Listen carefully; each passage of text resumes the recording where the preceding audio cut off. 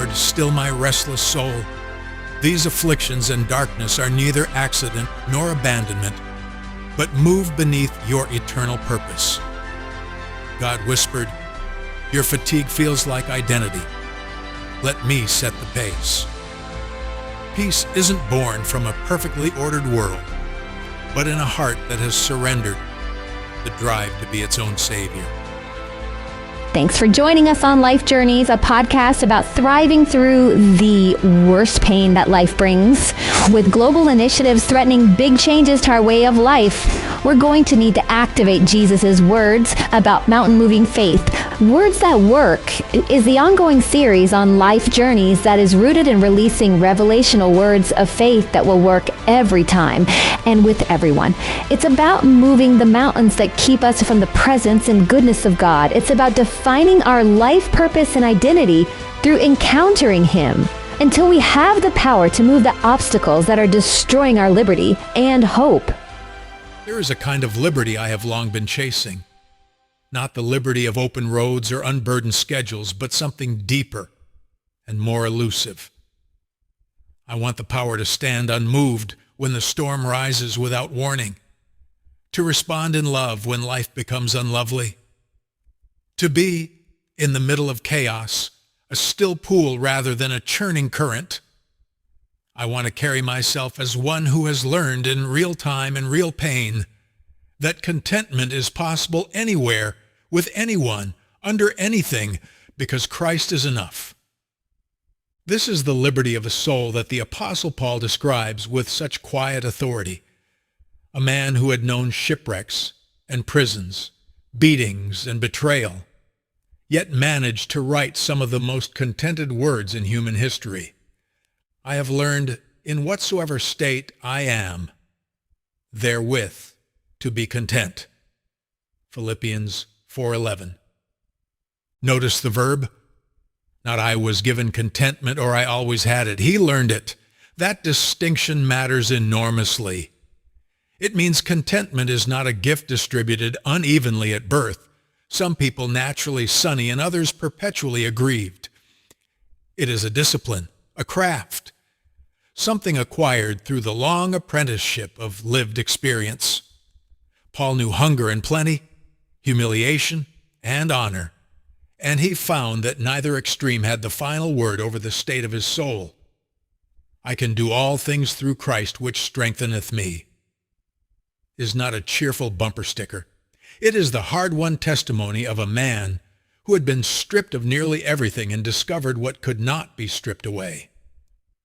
What grips me is that Paul's contentment was not denial. He was not pretending the hardship wasn't real. He simply refused to let circumstances be his master. I think of my own inventory of irritations, the petty provocations that politics, economies, and broken appliances managed to deliver with such maddening regularity. A terrible day capped by a spilled glass, a body that protests when I most need it to cooperate, the quiet indignity of finding that the world has no particular interest in respecting your peace. I don't want to be the man whose inner weather is simply a mirror of his outer circumstances, rising and falling with whatever the day decides to bring. I want to grow toward what the kingdom calls character, the kind of stability that isn't brittle optimism, but something more like seasoned trust. Paul's contentment was not contingent on receiving what he felt he deserved. A discontented heart is in such a state because of its own inner lack, not because of its outer circumstances.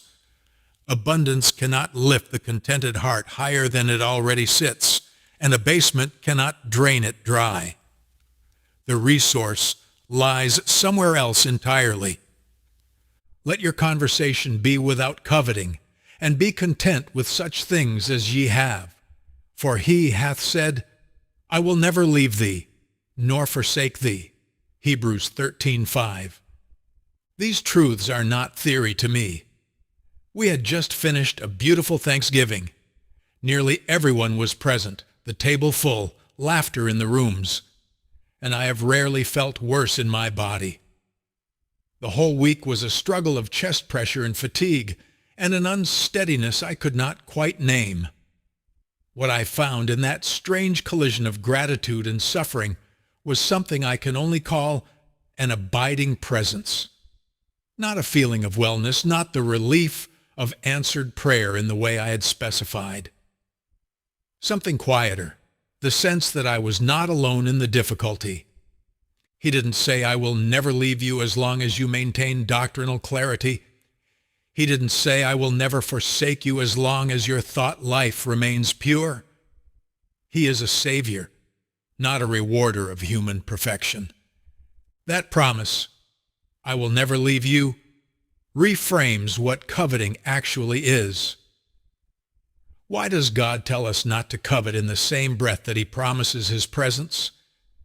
Because he understands what coveting really signals. It is a created longing in the wrong address. The hunger that makes a man covet his neighbor's life is the same hunger that, rightly directed, would send him to his knees before God. "You are made to hunger for me," he seems to be saying. And since that is so, since I am the source of what you are actually looking for, you can approach boldly with the certainty that I will answer. The word translated helper in that passage carries the image of one who responds to a cry. You can call out and be heard. No government, no economy, no pandemic, no private grief has jurisdiction over that.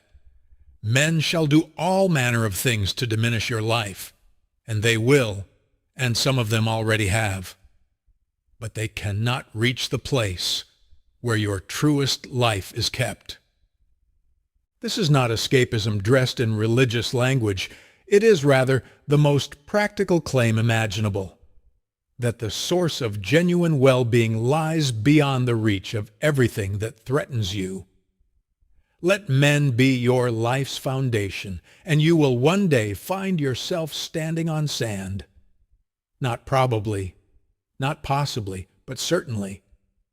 I have failed often, as a husband, as a father, as a pastor, as a man.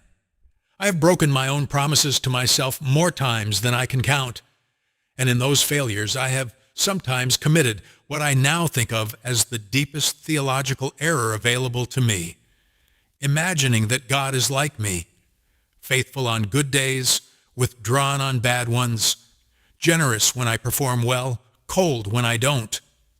It is a devastating way to live, judging the faithfulness of God by the fluctuations of my own heart. But he is not like me. This is the whole scandal of grace.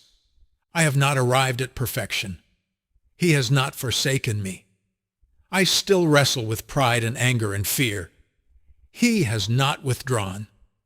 My faith is still being constructed, still full of gaps and questions. He is not waiting for completion before he stays. He swore by his own name, sealed the covenant in blood, and his word does not depend on my integrity to remain true. If he left me, he would have to cease being God. That is the logic of the promise, and I am learning, slowly, imperfectly, with many backward steps, to rest inside it. You're probably in a storm right now, and you may not even recognize it as such, having lived inside it long enough that it has simply become the weather. You're straining at the oars, and the boat is barely moving, and you have almost forgotten that there was ever another way to travel. I remember a moment of prayer in which I felt the Lord say something like this: "Let me set the goals for your life this week. Stop trying to stay ahead of where I am with you. You can't walk where I want you to walk without moving through the places I've already planned for you. And some of them are hard. Don't be afraid of them. I am your Father. Let me carry what you are carrying. Another day is coming." And in another moment, quieter still: "Why are you so anxious? I know everything you need. Why don't you seek the one thing you don't yet have sorted out? My presence. It is the one thing. I am the one thing. I am the Prince of Peace, and no amount of labor has given you what I will simply give. You have strained at the oars for so long that fatigue feels like identity. In that place, the Lord's word is not, row harder, but let me set the course in pacing for your life. Stop trying to live 10 steps ahead of my grace. You and I were never built to be our own saviors. We were created to be human, finite, fragile, and easily bruised. That is not a defect God missed in the design phase. It is part of the plan that keeps us reachable. You will fail, fall, get broken, feel anger, frustration, and fear. You are not called to be less human. You are called to be more honest about it, and to find your rest in a God who is not ashamed to draw near to clay. Be content with what you are, a human being. You will fail and fall and get it wrong and say the thing you immediately regret, not because something has gone terribly wrong with you, but because this is the ordinary texture of being human. God is not surprised by your humanity. He built it. Be content with who you are. You were not made to be better than other people. You were made to love them. Be content with being chosen, with the staggering improbability that the God who made everything decided that you, specifically, were worth the cross. Be content with where you are going. Heaven is not a consolation prize. It is the destination that makes sense of every mile of this road. Somewhere along the way, I had to lay down my selfish religious ambition, that relentless drive to always be the best version of me, because it was quietly killing my soul. It sounded pious, but produced only exhaustion and shame.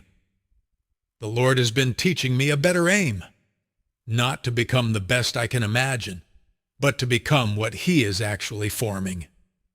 The difference is enormous. One path ends in burnout, the other in fruit. He keeps pressing the same question into my anxious thoughts. Why are you so troubled? I know everything you need. Why do you chase every other solution but my presence? It is the one thing you lack, the one thing you truly need. I am your peace. I am your exceeding great reward. Come to me. Jesus' invitation still stands. Come unto me, all ye that labor and are heavy laden, and I will give you rest. Rest is not a prize at the end of our striving. It is a gift in the middle of it. I have not arrived at perfection, yet He does not forsake me. My pride, selfishness, lust, and anger still rise up, yet He remains. My faith wavers, my questions multiply, my past haunts me, my future troubles me, yet His covenant stands. His promise is not hanging by the thin thread of my integrity, but anchored in His. I've come to believe that the architecture of my struggles was not accidental, that the structure of my pain was designed in ways I still can't fully see to house something, a weight of glory that requires exactly this kind of container. This is not a comfort I arrived at easily or quickly. The darkness was forged in sin's ugly furnace. That is true, but the darkness is not the final word. It is being overcome, is being used by a faith that works through love. The fire strips away what was never gold to begin with, and what remains is more luminous for having passed through it. You may not feel strong. You may feel like a weary rower in a small boat on a vast, stormy sea. But you are built in such a way that you will be content when God is with you and you know it. You do not need every circumstance to change. You need to know that your helper has not gone anywhere. Make peace with your life by making peace with His presence. Let Him define your goals, set your pace, and carry your burdens. Contentment is not the fruit of a perfectly ordered world. It is the fruit of a heart that has finally surrendered its right to be its own Savior and has learned, through many storms, to say, "The Lord is my helper. and I will not fear what man shall do unto me. God is in the fire with you, and he is not finished, and the end of your life's pursuit, held in his hands, will not be disappointment. It will be glory. Lord, still my restless soul into contentment, that these afflictions I bear and this darkness through which I walk are neither accident nor abandonment, but that they move beneath the governing of your eternal purpose, ordained to render glory to your name and victory to mine.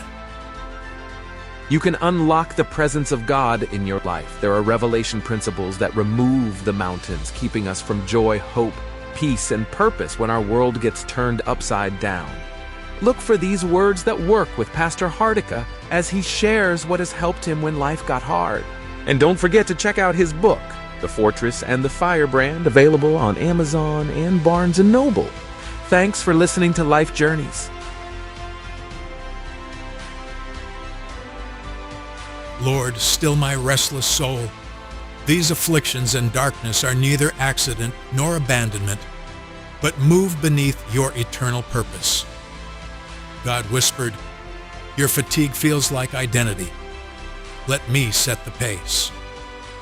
Peace isn't born from a perfectly ordered world, but in a heart that has surrendered the drive to be its own savior.